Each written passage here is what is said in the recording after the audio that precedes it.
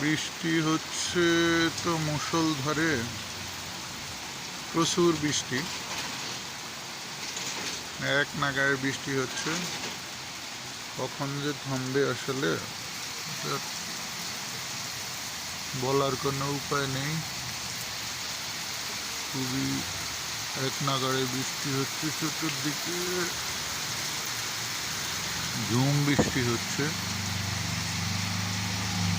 আজকে পুরো দিনে বৃষ্টি থামবে কি না তাও বলা যাচ্ছে না।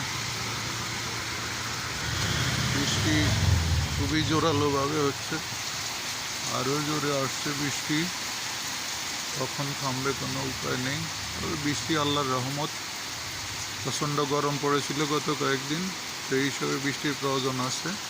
এবং বৃষ্টি না হলে বিভিন্ন ফসলাদি সব কিছুতেই সমস্যা হবে।